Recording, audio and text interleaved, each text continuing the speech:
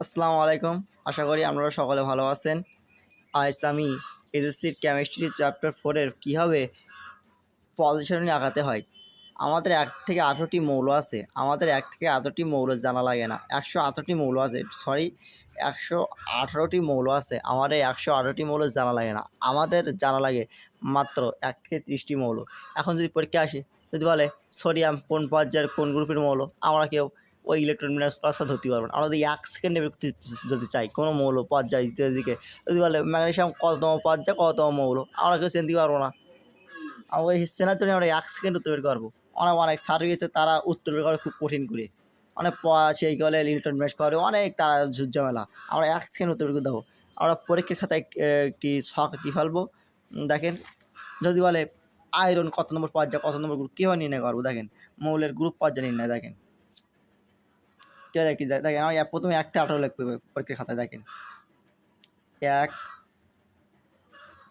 2 3 4 5 6 7 8 9 10 11 12 13 14 15 16 17 18 লিখে ফেললাম।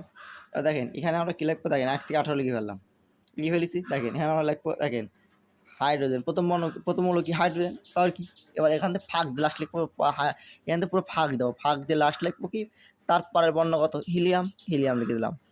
Hydrogen helium. এবার দেখেন হাইড্রোজেন আর হিলিয়ামের পরে কি লিথিয়াম, সেই লিথিয়াম এখানে লিখবো, কী লিখবো লিথিয়াম। তারপরে কি আছে বেরিলিয়াম, তার কি রয়েছে বেরিলিয়াম, এখানে 2টা বেরিলিয়াম লিখলাম। এবার এখান থেকে আমরা 10 ঘর ফাঁকা দিয়ে লিখবো, আবার বেরিলিয়ামের কি আছে বোরন, 10 ঘর ফাঁকা দিয়ে লিখবো বোরনটা। হাইড্রোজেন লিখলাম প্রথম, তারপর কি লিখলাম হিলিয়াম। ওই হিলিয়াম আর লিথিয়ামের মধ্যে ফাঁকা কত, দেখেন এই বেরিলিয়াম দরকার কি 1 2 3 4 5 6 7 8 9 10 11, দেখেন আবার দেখি 1 2 3 4 5 6 7 8 9 10 11,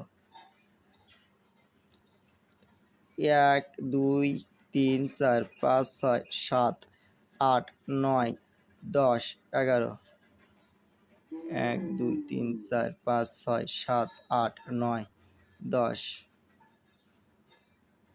দেখেন একটু ভুলে গেছে, দেখেন 2 হিসেব নেবো না তো আমরা, 2 এর পরে কত 3 হিসেব নেবো।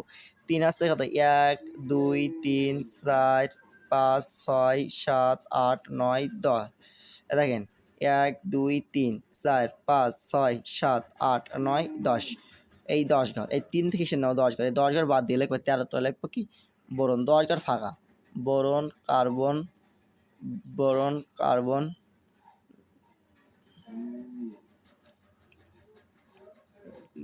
Boron carbon, nitrogen, oxygen, fluorine, neon. দেখছেন কত সুন্দর লিখলাম। নিয়নের পরে দেখেন এবার দেখেন আমি সোডিয়াম নিয়ে আসবো। নিয়নের পরে কি আছে সোডিয়াম লিখতে পারবো, সোডিয়াম। তারপর কি আছে ম্যাগনেসিয়াম, ম্যাগনেসিয়াম এখানে 10 ফাঁকা দেওয়া, কি লিখবো ম্যাগনেসিয়াম। কি আছে অ্যালুমিনিয়াম, 10 ফাঁকা, aluminium, silicon, phosphorus, sulphur, silicon, phosphorus, sulphur, chlorine, argon. এবার দেখেন এই আর্গনের পর কি লিখবো, আর্গনের কি আছে পটাশিয়াম, তার কি ক্যালসিয়াম। এখান থেকে আর 10 ঘর ফাঁকা যাবে না। এবার ক্যালসিয়াম কি আছে স্ক্যান্ডিয়াম, তাহলে কি দেখেন টাইটেনিয়াম, স্ক্যান্ডিয়াম, টাইটেনিয়াম,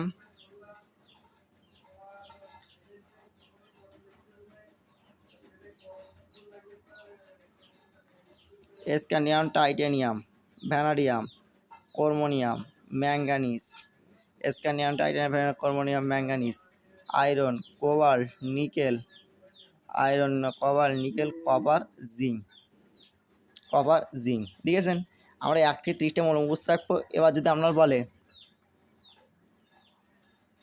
সিলিকন,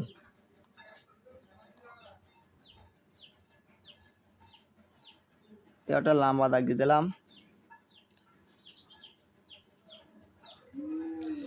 এবার যদি আপনার বলে জিঙ্ক কততম পর্যায়ের মৌল, তাহলে বলবেন কততম পর্যায়ে 4তম পর্যায়। এটা আছে 1, এটা কত 2, এটা 3, এটা জি কততম পর্যায়ের মৌল 4তম পর্যায়ের মৌল, কত নম্বর গ্রুপের মৌল 12 নম্বর গ্রুপের মৌল।